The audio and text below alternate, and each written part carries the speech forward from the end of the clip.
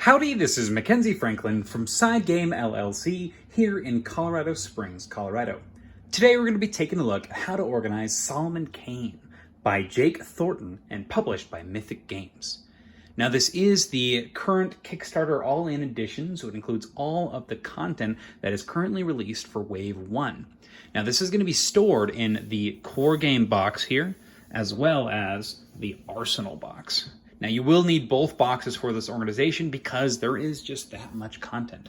Now you will notice that we've gotten rid of the Right Hand of Doom expansion box. You will not need that, but you will need to do some modifications, as you'll see. Now one more thing, this game is sleeved to its entirety and it's prepped in order to make sure that gameplay gets started as soon as possible. Let's go ahead and jump into it. So first off, let's go ahead and start with the core game box. So we lift the lid off here. And inside, you're going to see that there have been some modifications. So the first thing you'll notice is that this card organizer is actually flipped around. So it's actually backwards. And you'll see that I've actually cut out the other organizer, the portion here on this left side. So all that we have are those card rows, but the card rows are very useful. So on this right side, you're going to be storing a lot of these story decks. So all of the story decks are going to be in here. They've got their dividers and they are all sleeved. So I'm not going to pull all these out, but if you need a story, you simply just pull it out and you're good to go. So that's all the story cards. Now in addition, you have some more story cards as well as the player references in here. So once again, these are all going to be based on the story. Then you also have your player aids, your between light and dark cards, and your stories. So they're all here. Now, if you are not aware, there is an errata pack for this game right now. They're going to release the rest of the actual errata cards later, and you'll be able to get those, but there are printable erratas that you can get. So I do recommend that you do get sleeved cards because you can simply just slide in that errata into the card, so that way it's not even noticeable. So I'll go ahead and put a link for that errata pack in the description. So you definitely want to make sure your cards are appropriately errataed and make sure everything goes very smoothly when you actually start to play. The next thing you'll notice here are all of the small cards, and they do not all fit in when they are fully sleeved, but you will have them sorted in this tray here. Now the rest of your small cards are going to be in here, and it's simply just one stack. These are going to be the Nightmare cards. Now luckily you don't really use the Nightmare cards very often. You're maybe using one or two a game, and they're going to be put on top of that Darkness deck, so you can leave them in a little bag, and if you do need them, you can simply just grab one, because they are randomized. You'll just get one at a time, so that's in there. Another important thing when you sleeve those story cards, one of the stories will not fit, so you can put that into the save bag. We've got some extra sleeves just in case that our sleeves here, any of them break, as well as one of the stories. So this is the Rattle of Bones scenario. The dividers don't fit in here, so that's why the Rattle of Bones divider is there. But if you do need to actually save your game, if you're playing one of those larger stories, you can simply take the cards that you need and replace the cards here with those cards that you're saving. So that would be my advice to you in order to store those larger cards. But with that being said, all of the sleeved cards do fit into these areas. Just make sure that one of the stories is in here. One of the small card decks is in here. I chose the Nightmares because I think that makes the most sense. And then one of the story decks is going to need to go sideways into one of these other trays because they do not quite fit the other direction. So that's all the cards. Next thing we'll look at over here. First, we've got our bookmarks for saving campaigns. For saving your stories. We've got our different virtue boards, as well as our Darkness and our solo virtue board for Providence. Those all fit nicely on top of this. So this is a organizer that I got from the Dollar Tree. Now this is actually a little bit more expensive. It's a $3 organizer, but I do love it.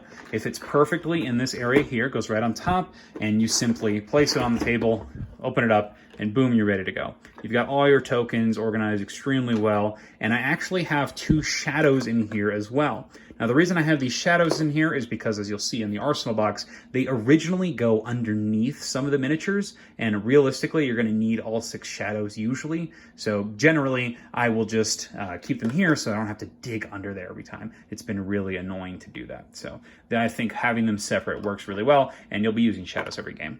The next thing, we have all of our different dice in here. They do have curved bottoms, so it's easy to pull everything out. We've got our compass and our spawn points, our player tokens, virtue markers. Everything is just super well organized in here, and I think this is definitely the way to go. And then underneath that, we simply have a bunch of storybooks. So these are going to be all of the storybooks in the game and the rulebook. So we have our quick start guide, our little box contents for Right Hand of Doom, the rulebook, and then every single storybook is here. And I think this makes a lot of sense because you're going to want to play through all of these once at least before you probably go back into one again. So whenever you play a new one, you just put it on the bottom, and that way you don't have to take them out every time. So I think that makes sense, and you're only going to be using one, so once you're finished, you can just put them right back in the box. Now, once again, as you can see more clearly here, you can tell that tray has been cut out because honestly, you didn't really need it. And the trays were a little bit big, a lot of wasted space on those dice containers. So I just clipped it out, flipped this around, and now boom, you've got a lot of room to consolidate a lot more stuff and keep things a lot more organized, in my opinion, to help that gameplay get started ASAP. So all those stories in here, let's go ahead and put it all up. We've got our components and our organizer here. We've got your boards for all the virtues, our bookmark, our save box with our ones scenario in it, and then our nightmare cards here. You can use a box for the nightmare cards if you'd like, but plastic bag is fine for me, just so I can tell what it is from a distance, and other people when they're playing. And that's everything in the core game box.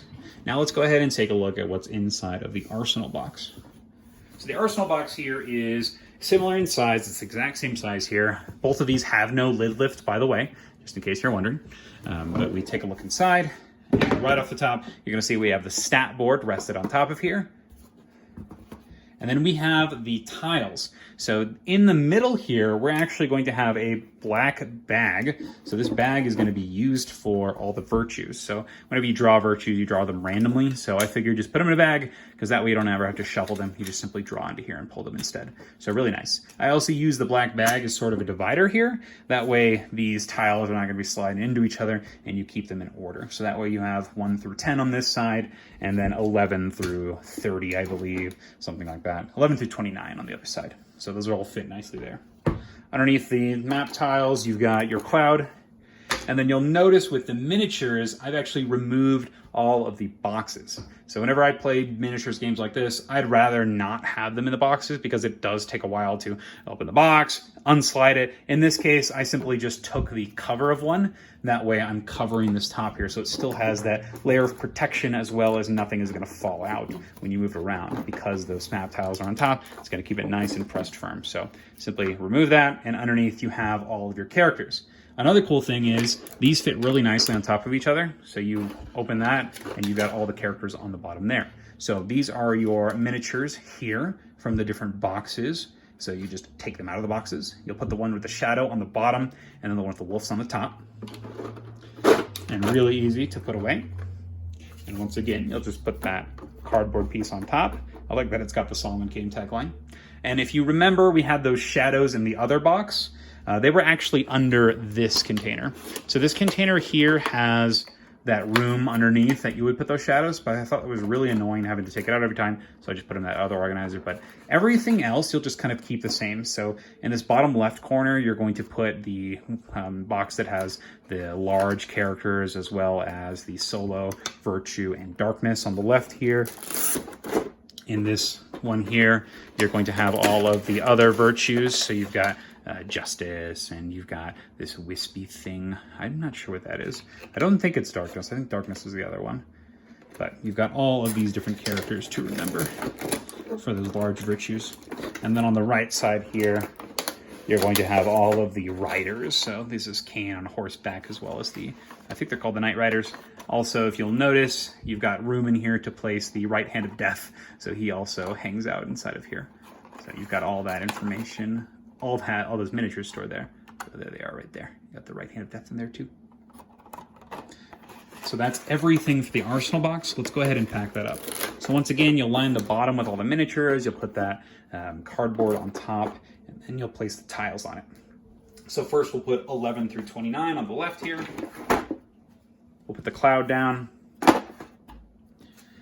And then we'll put the virtues, tiles 1 through 10, and then you'll just kind of flop the virtues over, and that way everything is nice and organized, and then you can rest the stat board nicely on top. And that is organizing the arsenal box. And altogether, that is organizing Solomon Kane. So if you have any questions about what you saw here, please let me know down in the comments below. I'll make sure to link all of the sleeves and whatnot that I used for the board game, as well as any organizers, if I can find those links as well as those references, so that way you can get those errata packs. I really hope that some of you found this video useful. So thank you so much for watching. If you haven't subscribed to the channel, please do so. We're doing some awesome growth here, and it really does help support us grow so we can do some awesome live content and things like that.